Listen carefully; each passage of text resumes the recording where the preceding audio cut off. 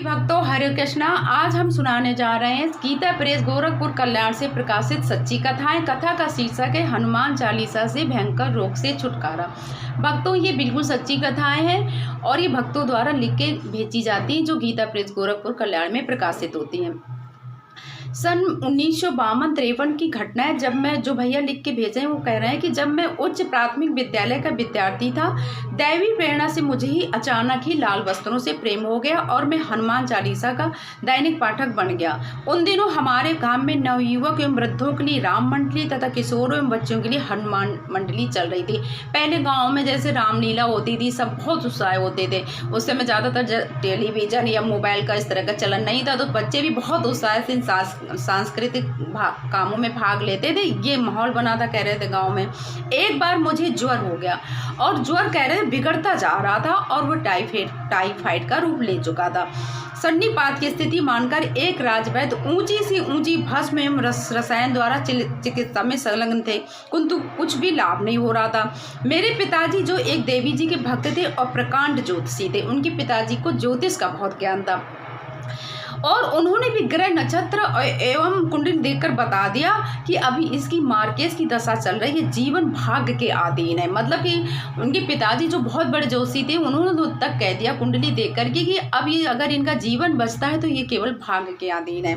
मुझे 1-1.5 सप्ताह से रात्रि को प्राह निद्रा नहीं आती थी और दिन को मात्र झपकी लगती थी। हनुमान चालीसा मेरी जेब में रहता और मैं जब भी अकेला होता तब उसे मैं पढ़ता रहता था। एक दिन दोपहर को पिताजी बाजार चले गए थे। सब भाई बहन पाठशाला में तथा मेरी माताजी गृह कार्य में व्यस्त थी। मुझे नींद आ गई थी और मैं स्वप्न देखने लगा। भक्तों ये सच्ची कथा है, ध्यान से सुनिएगा। 2 व्यक्ति मुझे पकड़कर एक बैलगाड़ी में बिठा कर ले जा रहे थे और उनके हाथों में डंडे थे और वो मुझे धमका रहे थे। रास्ते में बड़े बड़े मकान और टलकाएं, मतलब ऊंची ऊंची छतें दिखाई दी थी, जो भी कह रहे हैं भैया मैंने जिंदगी में देखी ही नहीं थी, क्योंकि मैं गाँव के बाहर कभी गया ही नहीं था।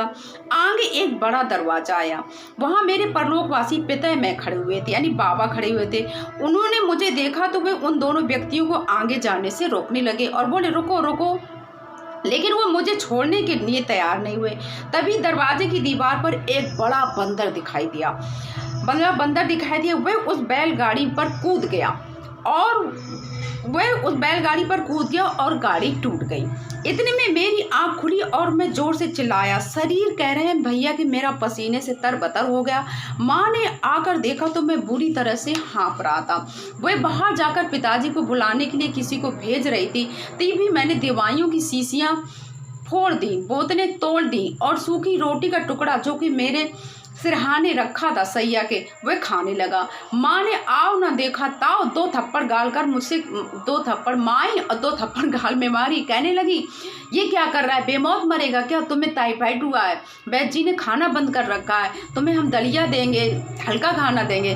तभी पिताजी आ गए और शीशियों के टुकड़े देखते बोले बेटा सच सच बता क्या बात है, क्या तू पागल हो गया है। फिर भैया बोले कि मैंने प्रारंभ से शुरू से लेकर आखिरी तक जो मैंने सपना देखा था वो सब मैंने पिताजी को सुनाया।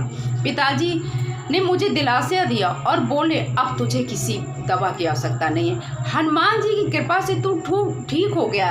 स्वप्न में तेरे दादाजी ने पितामह के रूप में स्वयं धर्मराज और बंदर के रूप में श्री हनुमान जी ही थे।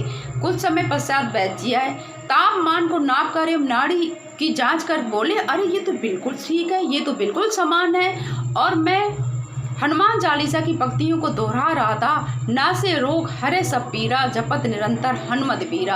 अब भक्तों ये समझिएगा कि वो सपना नहीं था, वो कह रहे हैं कि वो सीधे शायद प्रभु, अब आप खुद समझ आइए कि वो कहाँ गए थे, लेकिन वो मृत्यु के दरवाजे तक गए थे, यानी कि यमलोक तक गए थे, जो उन्हें वापस भेज दिया श्री हनुमान जी ने और उनके पितामह जी ने। ये होती है हमारे भक्तों के विश्वास की कथा। अगर आपके ऊपर कैसे भी ग्रह नक्षत्र चल रहे हो, आपका जितना भी विषम परिस्थिति हो, केवल एक ईश्वर पे विश्वास करिए, आपके समस्त कष्ट नष्ट हो जाएंगे। हनुमान जी के पास। जय श्री राम।